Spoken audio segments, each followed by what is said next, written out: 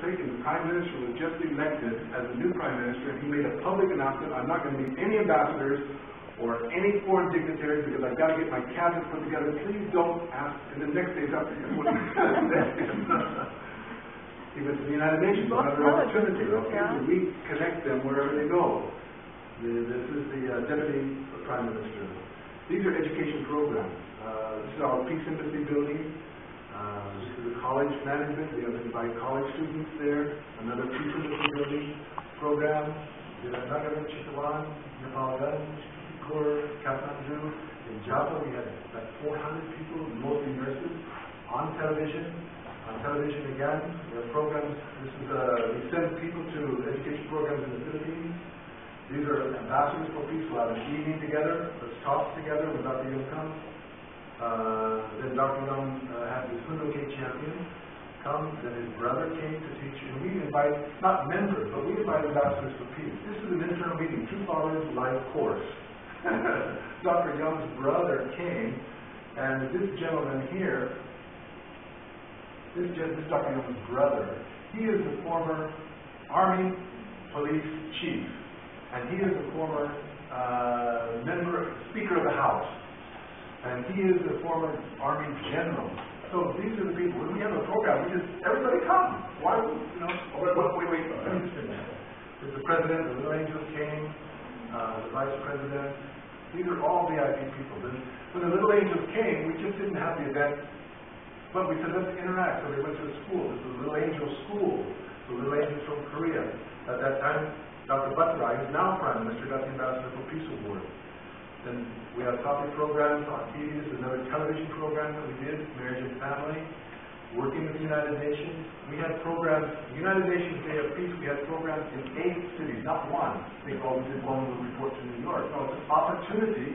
Let people that are in other cities can't come to Kathmandu, but we can take the program to the other cities. UN Day of Family, Africa Day in Nepal, Africa Day. Africa up there. You know, International Day of Women, UN-related events, the International Harmony Week, giveaway ambassadors for peace. When we did the International Day of Families, we did in 15 cities of Nepal, not one. Because it's an opportunity to teach and interact. That's how we follow up. Then we have seminars and programs. This is our training center, our national training center. Our YS programs. This is me. Rotary Club from different countries, Japan or Taiwan or Thailand, already programs, service programs. Yes, I don't know. I think you have from service, but because this what I see, it is very nice. It's just theoretical approach. I want to see what you do practically in this country. Because I know I was in different education, martial arts, like that. And we were even sending missionaries now to other Asian nations. So Krishna Adhikari on the right is the leader on the left, the leader of India right now. These other two gentlemen are missionaries down in Sri Lanka. How many people are living? Pardon? How many people are living in the country? In Nepal? Yeah. 30 million. 30 million. Yeah. 13. 30. You have a second question.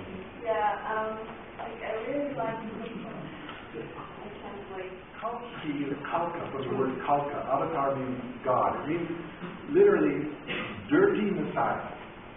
Dirt is Kalka. So it means a dirty Messiah. But it's dirt coming from heaven. But it really explains Father. He's going to come in and get messed up and solve the problems. He's not going to fix things, from a glass cage and tell people to do it, but he's going to involve himself and his own family, and they're going to be hurt, and it's going to be a lot of different pain involved in healing the process, but he's going to do it engaging in that. The Kalki Avatar, he's supposed to come from heaven, but he will be born on earth. He's going to bring a new seed, start a new lineage, he's going to get married, and his nickname is the Great Chastiser. His father purposely. So, before we take somebody to Korea, we give them this. Father is the chastiser. So when they hear Father, blah, blah, blah, blah, blah, okay, now he's fulfilling his role. It's not separation, it's all closer together. And we look at what it means to be Kalki Avatar. And we connect their histories also. So we don't just teach the Christian history, but we teach the Buddhist history, the Hindu history, the Islamic history, And we bring them together so that they can't wiggle away. And we say, we didn't ask you to convert, but we want you to fulfill. If you're a Buddhist, then you should look at the Father as the Maitri Buddha. You're not converting. You're fulfilling. If you're a Muslim, you should look at Father as the Imam Mahdi. And if you're a Christian, you look at him as the second coming. And then, I'm fulfilling what it means. And so our national leader, he says, I'm a Hindu unificationist. I'm a Christian unificationist. And that's it, because just to say unificationist is misunderstood. And it kind of denies their heritage. No, I'm a Hindu unificationist. It kind of brings the two together.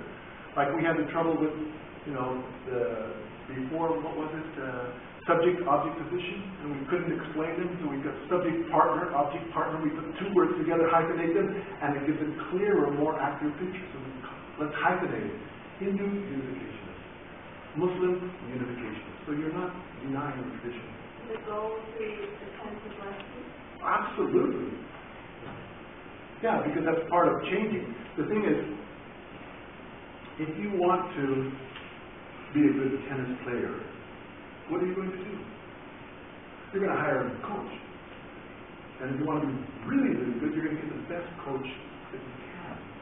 So if you want to live for the sake of others, who is the one person that has been the most sacrificial? Let's just look at it in terms of how much sleep you have. Who is the person that has slept the least in his lifetime?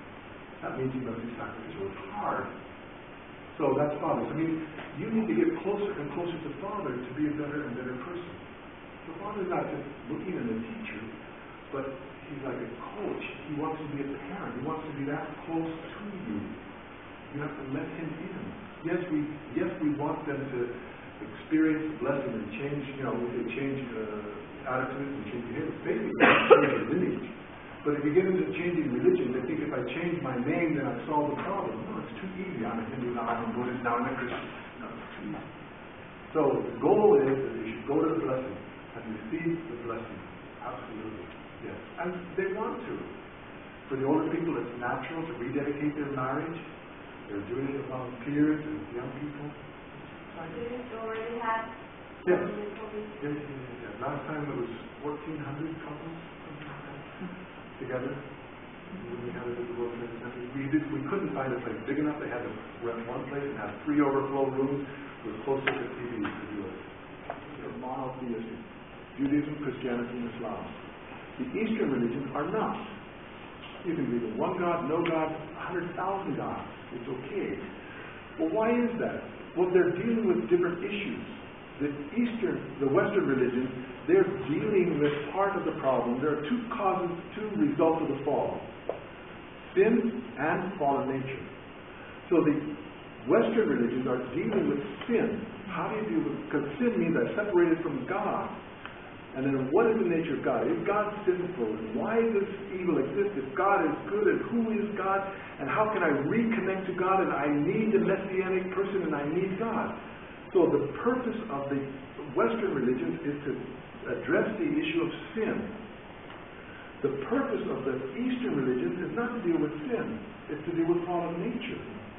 And the fallen nature means my mind and body are disunited. Well, if you want to unite your mind and body, then you meditate and pray and Om Shanti, and you discipline yourself, and God doesn't matter, but I've got to discipline myself, my mind and body. And I'll train my mind and body and punish it so that I can control my mind and body. That's the Eastern religion. Father says we need both. Let's take another example of the crucifixion of Jesus. Islam says Jesus shouldn't have been crucified. Christianity says it's the center of their religion. How do you unite those? Father talks about Jesus. He says two things. He says the same thing. Lord of glory, Lord of suffering. Lord of glory and the sacrifice that Jesus made is the Christian tradition. The Lord of suffering, the Lord of suffering is the Christian tradition, and Lord of glory, where Jesus should not have been crucified, that's Islamic teaching. So we bring them together. And did you get that? Should I repeat that? Yeah. They just deal with two aspects of the same thing when we look at history. And so we try to bring them together, both so that they can come without jeopardizing their heritage or their tradition. The principle is big enough to bring them all together. So when we were in Mindanao, I taught that. I said, okay, let's teach. Christianity says Jesus shouldn't have been crucified, and Jesus had to be crucified, and Islam says he shouldn't have been. Father says both. So then Father's teaching actually can bring Christian and Muslim together on an issue that has divided them for 2,000 years, 2,600 years. Father's teaching can do that. What about the reincarnation issue? Reincarnation. We explain what reincarnation tries to explain. That because I can remember past lives very vividly, and I can record them and go check it out, and my recording of events in other cities is actually accurate. That's true. So how do we deal with that? What we do is we explain reincarnation through return and resurrection, and explain it more clearly than what they can with their understanding of just reincarnation. Is anybody convinced when they hear the principle one time? I mean, it has to be again and again and again. But it's an alternative. It doesn't deny you're wrong. That's what we don't want to do. So you're wrong, and this is wrong, and this is why this is wrong, and I'm going to show you all the reasons why you're wrong. No. We're going to say, okay, at least the phenomenon of child prodigy and recollection of events in other cities you've never been to, those phenomena are true. So we acknowledge, we affirm where we can. But what we have is another explanation of what is happening. Then they stop and think, it makes sense. Of course you have to repeat again and again, like a parent. Parents have to repeat when they raise their children, again and again and again. What the reason is because of the Quit India movement. Nepal was colonized by England. And then India was colonized by England. And then in order to get self-autonomy, they had to get rid of the British. And it meant, British meant Christianity. And it meant this mentality of solving my problems by getting rid of my enemy. And then anybody that's not inside or part of India is like an enemy. So Nepal was never colonized by anyone. They were always independent. Even India tried to colonize. Even the British tried to colonize and they were defeated. So I think that's an important element of history. And so Nepal doesn't have this antagonism towards Christianity or antagonism towards foreigners.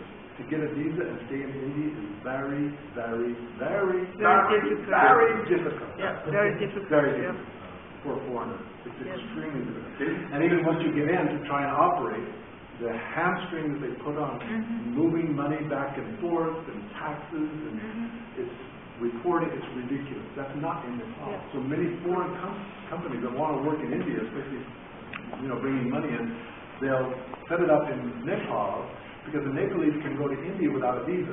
So the Nepalese can go there, they can own land, they can vote. The only thing they can't do is become the president of India.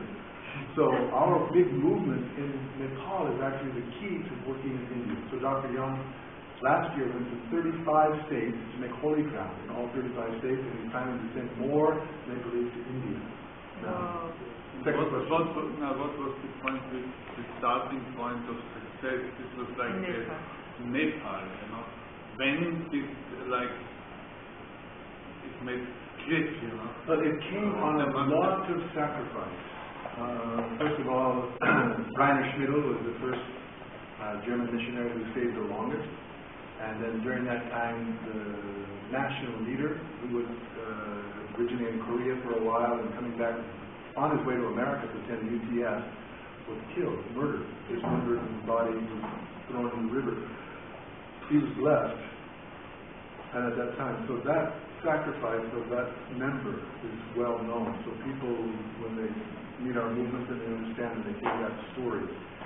The other important point is good leadership, and I'm talking about Dr. Young and especially Honorable Eknath. When I met Honorable Eknath the first time, my decision, what I wanted to do, was to support him as much as I can, as a foreigner, as a missionary. So I'm very clear that my job is to coach. I'm the coach on the sideline. I repeat that. That's my position. These guys, it's their country, they're the players. He's a very good organizer. He's very good in working with people. even with very difficult situations, he doesn't make enemies. He is a kind of call it a political skill or just a natural human instinct that he has, along with the fact that he was a Brahmin before, so he's high caste. His father served in the army, the Gorkha soldiers during World War II. Before that, his grandfather was the priest in the palace for the king. So he's got that heritage, but he's also got that individual character. It's like when we look at predestination, we've got the 5 different characters. His leadership, I think, has been key to it. And then I'm just trying to support it through educational initiatives. That's my role. So that he, as I said before, he don't make people angry when you talk on TV.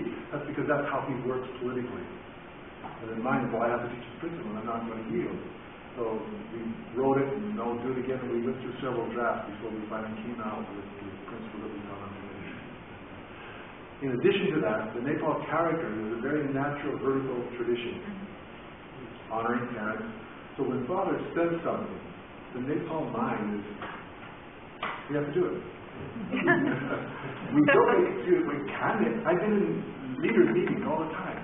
Father said this, and people don't say, well, this is why we can't, and it's too short, and we don't have enough money. All that is there. They don't talk about that. They say, how can we do it? And what happened, the reason we went on national television is because Father said we have to teach, like, what was the goal? To teach principles to 12,000 people or something like that. And we started doing that. That's why we had these big workshops, ODP workshops, and we brought people for 7 days, and it's very expensive, and bringing these kids, from all over the country. Where are they going to sleep? How are you going to feed them? 7 days is a big, big thing. And then Father said, more. So suddenly we can't do any more. But we didn't say we couldn't do. We just said, how can we do more? And then, well, we can teach on national television. Oh, yeah, okay. And that's how that got started. The other character of Nepal is it's very similar to Korea. In Korea, there's a saying in the Korean language that Korea is the shrimp among the fighting whales. It's a small country, China, Russia, Japan. So whenever these countries fight, they trample on Korea. So it's the shrimp among the fighting whales. In Nepal, the same idea, they say we are the sweet potato stuck between 2 stones, China and India. Communism and democracy, and we're right in the middle. What it means is the character of the people. Injustice comes, whether it's China, Russia, or Japan, or India or China. Injustice is put upon you by a big neighbor who's a bully. What do? You can't do anything. The first thing is again, with our national leader, he is very clear because he's got this knack. This